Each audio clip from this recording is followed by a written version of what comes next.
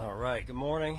I'll give you a little bit of an injury update. So no change with Roger, Trey, Ely, or Ike. Crowder will miss today, a little bit soreness, tightness, and then Kumaro will miss today also with a similar soreness as well. So with that, we'll turn it over to your questions. Day-to-day? Or is that just day-to-day for those guys? Or? Yeah, I think so. We'll see. That's how I'm taking it right now. Yeah. Coach, with respect to Coach Dorsey, I know the big question is, when the play clock starts counting down on game days, that's the new thing that he's got to prove he can do, at least to us. Not to the guys on the inside. Are there opportunities in the camp setting for him to maybe call plays, so to speak, that aren't scripted? Because I know a lot of the team segments are scripted. Yeah, Chris. So we try and make our practices game-like in certain ways, and one of those ways is having coordinators in these call-it periods. Some of that has already happened. Some will happen again today, and we're going to do as much of that as we can because we have new coordinators. 2 of the 3 are new coordinators. So same with Smiley a little bit on special teams. It's a little bit harder to do that, to simulate that on special teams, but yeah, to your point, we're going to do as much of that as we can through training camp. And as a coordinator, I found, and I know Leslie feels this way as well, that's good. It helps even an experienced coordinator knock the rust off, get your mind right, and then when you go back and watch the film, it's not only evaluating the scheme piece, it's evaluating, hey, was that the right call? Did I like that call that I made? And so on and so forth. Yep. Tremaine's going into his last year of his original contract, April 15th. How important is the year for him? I know you guys have loved him since day one, but there is a chance, he hasn't been extended yet, that he could be playing his last year. What are you expecting from him, and what does that mean to you that he's in his last year here, possibly? Yeah, Tremaine's done a phenomenal job. He's done everything we've ever asked since day one, and he's a consummate pro. I think he's off to a great start. He's always been in shape, and I love his command of our defense. And every year is an important year, so you never want to take that type of approach that this is, I got to do this or I got to do that, and you play tight. And right now he's just got to go out there and play his best football, and I think he's off to a great start with that. The splash plays, we asked Leslie about it yesterday, that they're going to happen. They may not have happened as much for him as you would have thought for 4 years, but what do you think about that, Sean? Just his ability he's got to make more splash plays.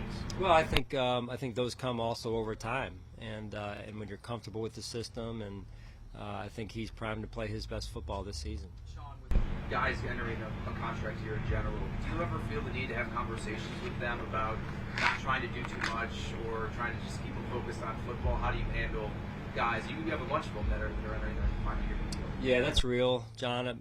Just again going, especially for guys who are going through that for the first time, having never been through that, it's a little bit of a different deal. That's where our player development team does a great job in meeting the players where they're at in their career. We have programming where guys coming out of year one, okay, what does it look like? What challenges are there? Some of the landmines that could be there that you don't know are there. Coming out of year 2, coming out of year 3, going into your contract year, so on and so forth. So we try and meet the players where they are in their career or just day to day, and this is something that we always have to be aware of. And sometimes you do see players kind of, as they say, what in hockey, gripping the stick too tight, but in this case, I think Tremaine's off to a great start, specifically for Tremaine, and he doesn't appear to be doing that. How much the quarterback room, the communication piece is super important to you. So take us into there from what you've seen this summer and so far. What's that like with Ken and Joe and Matt and Case and everybody from an outside observer who's kind of watching how they interact? What's that like? I think the symmetry there is really fun to watch with amongst the players, and then their interactions with Joe and Ken as well. And then I would say overall offensively with the staff, the additions of Cromer and the other guys that we've added there, some of the younger guys as well that you don't hear as much about. I've enjoyed watching that over the first couple of days, and then going back to the spring as well. Identity, and I'm keeping my feet down so I don't blind you with shoes. But identity's been a big catchphrase or buzzword over the first couple of days of camp. Josh said, we've got a new identity. Has that been something that's come from you as a message, and what is it about identity that the reason why that's being stressed right now? Well, we talk about it as a team. We talk about one of our goals of coming to training camp is that you need to develop an identity as to, hey, this is what we're about. And some of that, again, takes shape throughout the course of training camp because and why not before is because, you know, it's not training camp. You don't have pads on. It's not real football, and still isn't. But this is a time that we try and come together, as I've said before, and then within that human element, there's also a football element philosophically of what we want to establish and what we know we need to do, and then also the different pieces we have and how it all blends together. Okay, we can do this. We're, you know, some people would say pass first team, run first team, just to simplify it.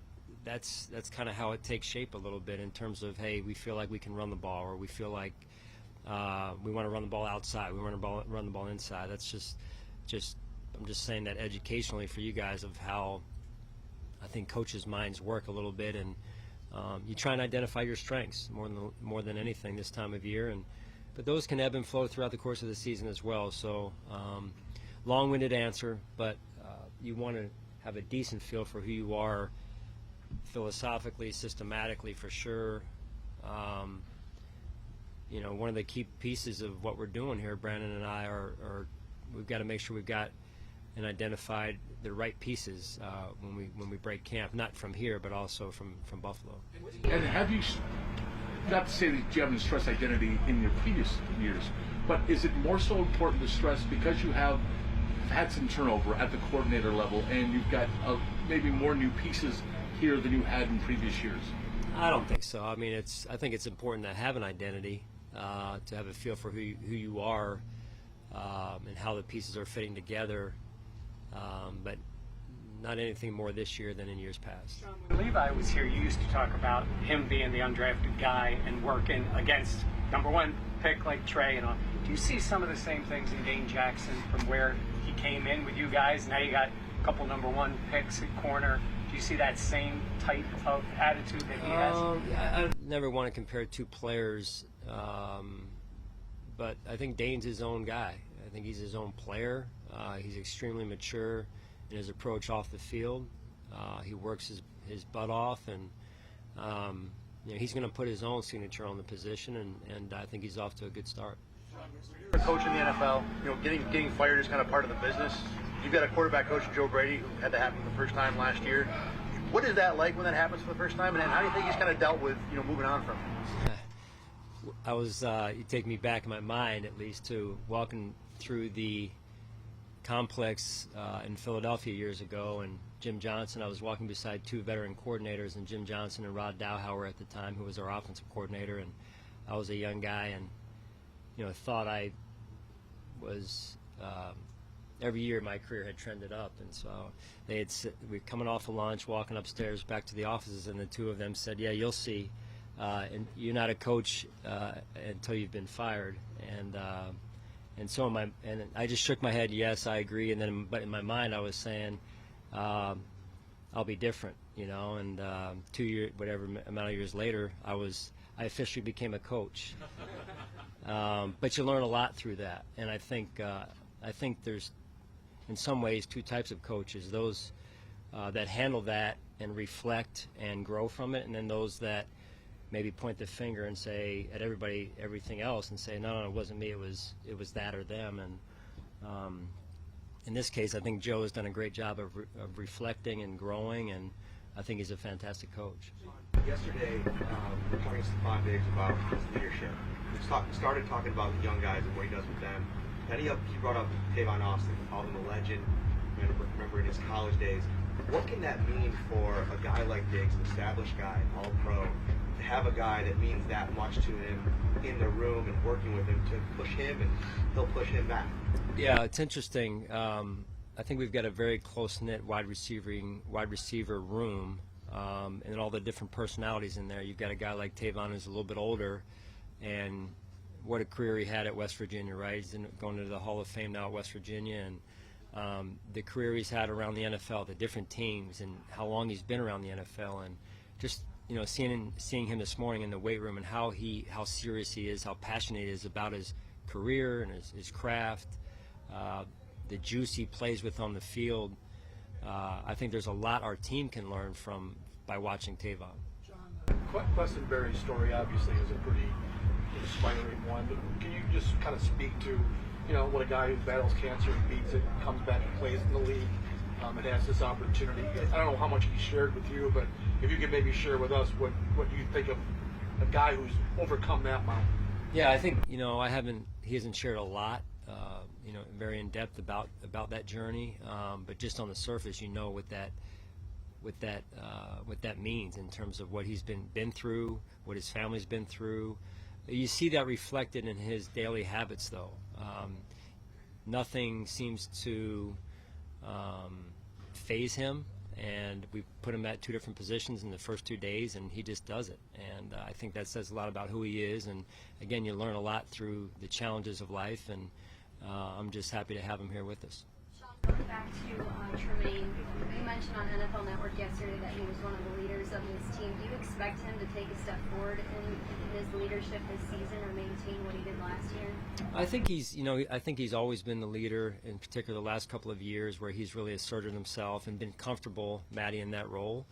And now it's just more of him just continuing to grow and mature, because remember how young he was when he came here a few years ago. So that's just, I think, the natural evolution of his growth. Is part of it's on the field, part of it's off the field in this case, and I think he's just been becoming more and more comfortable. Like the other day, the offense was doing some things, and he was right on it, and communicating that to the defense, and that's something I hadn't seen to this point. So very impressed by that. When you talk about team philosophy and using training camp to kind of figure out what this team will be, how much do you want continuity there, or how much do you have to fully adapt into it? Yeah, I think he adapted every year. I mean, there's certain things that we believe in as a staff, we believe in as an organization, from Terry and Kim on down, and whether it's on the field or off the field. And on the field in this case, philosophically, there's some things that are never going to change with how the game needs to be played, as far as I'm concerned. That being said, though, I believe you have to adapt. I think that's what good coaches do, is they adapt to the players around them, as opposed to taking a system and making the players, shoving it down their throat, making the players adjust to the system. We're going to take our system and adjust it to the players that we have. Does that go back to the identity question? Because I think people confuse identity with we're a man team, zone team, or run team, pass team. But for you, I think identity is who you are as people, who you are as an organization. Yeah, it is. I mean, it's big picture, and then it goes down to the detail too. In this case of, you take the players and you see what they do best, and then hey, we'll make adjustments as necessary to fit their strengths and try and manage some of the weaknesses, because I think that's important in giving the players the best chance to be the best version of themselves. How ready do you think Gabe Davis is, given the progression of his career, and he was seemed mature right from the start, then make some touch plays in the Indy game, and then what he did last, in Kansas City. How ready do you feel he is to make that next step in taking over that maybe number 2 role? Yeah, I think just total confidence in Gabe. From day one, he's made plays, right, in that first year, and then last year. I know what he wanted last year. He wanted that chance last year, and there was a few players around and above him in terms of the depth chart, and but he worked, and that's a great lesson to those that don't get their shot right away, right? And when he was given his shot, though, he made the most of it, and I think the world saw that, in particular at the end of the season there. And as far as his ascent into that number 2 spot or whatever, I think that that still remains to be seen. I mean, that's a little bit of a different deal there, and people know, opponents know, there's a little bit of a different focus on that spot as opposed to the 3 or 4 spot from time to time. So, do I think he can do it? I absolutely do. Full confidence in Gabe Davis, and but he knows he's got to earn that spot. Have you had to change your overall training camp philosophy? Because normally today would be the first pads day, and now you have to wait until Saturday. So from an evaluation, practice standpoint, how much have you had to alter things? Yeah, Derek and I were talking over dinner last night. Brandon was there, I believe, too, about it used to be you come in and you have one day of conditioning test and then one shorts and helmets practice, and then the next 3 days were 2-a-days, all in pads, and it was a grind. And so, listen, like I said yesterday to somebody else, I think the rules are put in place for a reason. There's a reason behind it. So we abide by those rules, and at the end of the day, everyone's abiding by those rules. That's what we're called to do. So we make the most of it, and we get our players acclimated so that we can avoid and they can avoid injuries that make them unavailable. So we adjust as necessary. Dawson Knox was raving about O.J. Howard physically, and then what do you see in him? And from a defensive side, what kind of problems? They were talking about them causing matchup problems for other people. Somebody, maybe even the two of them together on the field. Yeah, we'll see. O.J. is a physical specimen when you see him out there, and he's big, he's fast, he's strong. So we'll see how it all comes together, really. And I think that's what, again, we talk about philosophy and more so identity. We'll see what comes of who can make plays and block at the line of scrimmage. So thanks, guys. Appreciate it.